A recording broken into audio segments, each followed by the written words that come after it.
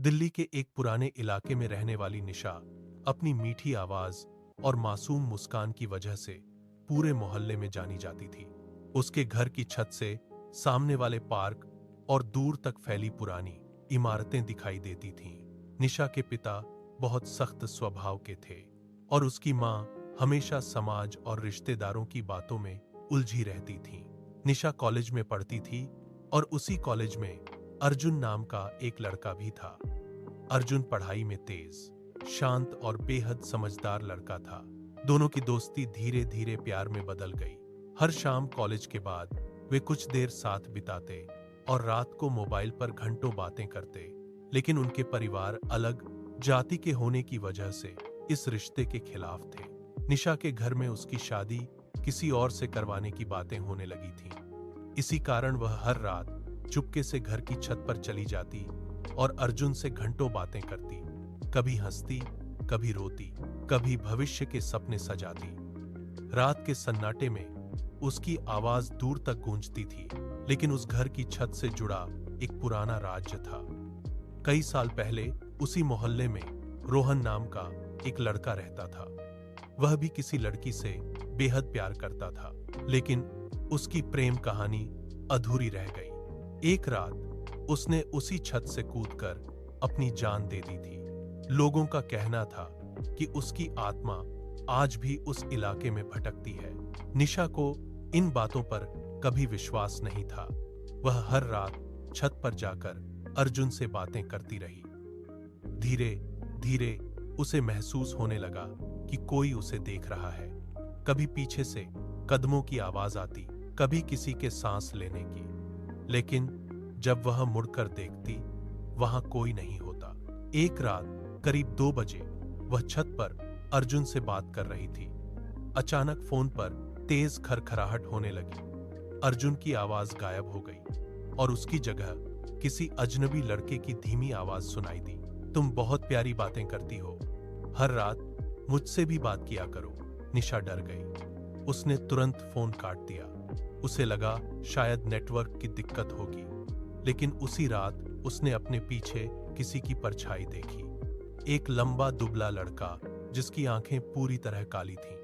निशा चीख पड़ी और भागकर नीचे आ गई। अगली सुबह उसने यह बात अपनी मां को बताई, लेकिन उन्होंने इसे उसका वहम समझकर टाल दिया। उस दिन के बाद अजीब घटनाएं शुरू हो गईं। रात में उसके कमरे का दरवाजा अपने आप खुल जाता। अलमारी के अंदर से खरोंचने की आवाज आती। कभी उसके मोबाइल पर बिना नंबर के कॉल आती और दूसरी तरफ सिर्फ भारी सांसों की आवाज सुनाई देती। एक रात निशा सो रही थी कि अचानक उसे महसूस हुआ किसी ने उसके बाल पकड़ लिए हैं। उसकी आंख खुली तो कमरे के कोने में वही लड़का खड़ा था। उसकी गर्दन टेढ़ी थी और चेहरे पर अजीब मुस्कान थी। तुम सिर्फ मेरी हो। निशा डर से बेहोश हो गई। सुबह जब होश आया तो उसके हाथों पर नीले निशान बने हुए थे। अब उसके माता पिता भी डर गए। उन्होंने मोहल्ले के पंडित को बुलाया। पंडित ने पूजा की, मंत्र पढ़े और पूरे घर में गंगा जल छिड़का। कुछ दिन तक सब शांत रहा, लेकिन फिर एक रात और भयानक घटना हुई। निशा अपने कमरे में बैठी थी कि अचानक दीवार पर लगे शीशे में उसे अपना चेहरा नहीं, बल्कि उसी लड़के का चेहरा दिखाई देने लगा। उसकी आंखों से खून बह रहा था। निशा चीखने लगी। तभी कमरे की सारी लाइट्स बंद हो गईं। पंखा तेजी से घूमने लगा और कमरे में ठंडी हवा भर गई। उसके बाद निशा की आवाज बदल गई। वह किसी लड़के की भारी आवाज में बोलने लगी, इसे मुझसे दूर मत करो, यह अब मेरी है। उसकी मां डर के मारे रोने लगी। उसके पिता ने तुरंत दूसरे पंडित को बुलाया। दूसरे पंडित ने कहा कि किसी आत्मा का साया है। उन्होंने बड़ा हवन करवाया, लेकिन जैसे ही मंत्र शुरू हुए, निशा अचानक जोर जोर से हंसने लगी। उसकी आंखें लाल हो गईं। उसने पंडित को धक्का देकर गिरा दिया। तुम लोग मुझे नहीं रोक सकते। पंडित डरकर वहां से भाग गया। अब हालत और खराब होने लगी। निशा रात को नींद में छत पर चली जाती। कभी उसे सड़क पर खड़े होकर किसी से बातें करते देखा जाता। एक बार तो वह आधी रात को कब्रिस्तान के पास मिली। उसे याद भी नहीं था कि वह वहां कैसे पहुंची। अर्जुन इन सब बातों से बहुत परेशान था। वह रोज निशा से मिलने आता, उसे समझौता और उसका हौसला बढ़ाता, लेकिन धीरे धीरे वह आत्मा अर्जुन को भी परेशान करने लगी। एक रात अर्जुन बाइक से घर लौट रहा था। रास्ते में उसे लगा कोई उसके पीछे बैठा है। उसने शीशे में देखा तो वही काली आंखों वाला लड़का दिखाई दिया। अर्जुन डर गया। उसने तुरंत बाइक रोकी, लेकिन पीछे कोई नहीं था। उस दिन के बाद अर्जुन को भी अजीब सपने आने लगे। हर सपने में वही लड़का कहता, निशा मेरी है, उससे दूर हो जाओ। लेकिन अर्जुन ने हार नहीं मानी। उसका प्यार सच्चा था। उधर निशा की हालत लगातार बिगड़ती जा रही थी। कभी वह अचानक बेहोश हो जाती, कभी खुद को चोट पहुंचाने लगती। उसकी आवाज बदल जाती। कई बार वह घंटों तक कमरे के कोने में बैठकर किसी अदृश्य इंसान से बातें करती रहती। एक रात निशा की मां ने देखा कि वह कमरे की दीवार पर अपने नाखूनों से कुछ लिख रही है। जब उन्होंने पास जाकर देखा तो दीवार पर लिखा था, मैं इसे कभी नहीं छोड़ूंगा। यह देखकर पूरे घर में डर फैल गया। रिश्तेदार आने बंद हो गए। पड़ोसी भी घर के पास से गुजरने से डरने लगे। फिर किसी ने शहर के एक प्रसिद्ध तांत्रिक पंडित विष्णु शास्त्री का नाम बताया। कहा जाता था कि उन्होंने कई लोगों को भूत प्रेत से मुक्त कराया है। अगले दिन निशा को उनके पास ले जाया गया। जैसे ही निशा मंदिर के अंदर गई, वह जोर जोर से चिल्लाने लगी। उसकी आंखें उलट गईं और वह जमीन पर गिरकर तड़पने लगी। पंडित विष्णु शास्त्री ने मंत्र पढ़ना शुरू किया। कुछ देर बाद निशा की आवाज बदल गई। इसे यहां से ले जाओ, यह मेरी है। पंडित ने कठोर स्वर में पूछा, कौन हो तुम? निशा के शरीर से आवाज आई, मैं रोहन हूं। मैंने भी प्यार किया था, लेकिन मुझे मेरा प्यार नहीं मिला। अब यह लड़की मेरी होगी। पूरे कमरे में सन्नाटा छा गया। पंडित ने ध्यान लगाया और फिर बोले, यह आत्मा बहुत शक्तिशाली है। इसे सिर्फ मंत्रों से नहीं हटाया जा सकता। इसकी अधूरी इच्छा इसे यहां बांधे हुए है। निशा के पिता घबराकर बोले, तो इसका इलाज क्या है? पंडित ने गंभीर आवाज में कहा, इस लड़की की जल्दी से जल्दी शादी करनी होगी। अगर इसका विवाह इसके सच्चे प्रेम से हो गया तो यह आत्मा कमजोर पड़ जाएगी। लेकिन समस्या यह थी कि मोहल्ले में अब कोई भी निशा से शादी करने को तैयार नहीं था। उसकी हालत देखकर सब डर गए थे। कई रिश्ते आए, लेकिन जैसे ही लोगों को उसके ऊपर आत्मा होने की बात पता चली, सब पीछे हट गए। निशा टूट चुकी थी। उसे लगने लगा था कि अब उसकी जिंदगी कभी सामान्य नहीं होगी। लेकिन अर्जुन ने उसका साथ नहीं छोड़ा।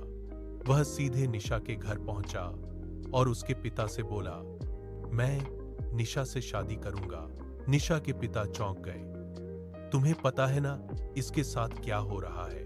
अर्जुन ने दृढ़ आवाज में कहा, मुझे सब पता है, लेकिन मैं इसे अकेला नहीं छोड़ूंगा। निशा की आंखों में आंसू आ गए। शादी की तारीख जल्दी तय कर दी गई। पंडित विष्णु शास्त्री ने कहा कि विवाह के दौरान विशेष पूजा करनी होगी। उन्होंने चेतावनी दी कि शादी के दिन आत्मा पूरी ताकत से हमला करेगी। जैसे जैसे शादी का दिन करीब आ रहा था, घटनाएं और डरावनी होती जा रही थीं। रात को घर की छत पर किसी के दौड़ने की आवाज आती। शादी के कपड़े अपने आप जमीन पर गिर जाते। कई बार घर की सारी लाइट्स अचानक बंद हो जाती। एक रात अर्जुन अपने कमरे में सो रहा था कि अचानक उसकी आंख खुली। उसने देखा कि उसके कमरे की दीवार पर खून से लिखा था, अगर शादी की तो मर जाओगे। अर्जुन डर गया, लेकिन उसने किसी को कुछ नहीं बताया। शादी वाले दिन पूरा घर मंत्रों और पूजा की आवाज से गूंज रहा था। पंडित विष्णु शास्त्री लगातार हवन कर रहे थे। उन्होंने घर के चारों तरफ रक्षा सूत्र बांधे। निशा दुल्हन के कपड़ों में बेहद सुंदर लग रही थी, लेकिन उसके चेहरे पर डर साफ दिखाई दे रहा था। जैसे ही जयमाला की रस्म शुरू हुई, अचानक तेज हवा चलने लगी। आसमान में बादल गरजने लगे। घर की सारी लाइट्स बंद हो गईं। निशा अचानक जोर जोर से चिल्लाने लगी। उसकी आवाज फिर बदल गई, मैं इसे किसी और का नहीं होने दूंगा। उसका शरीर हवा में उठने लगा।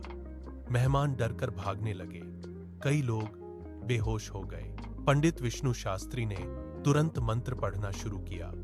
उन्होंने अर्जुन से कहा, डरो मत, इसका हाथ मत छोड़ना।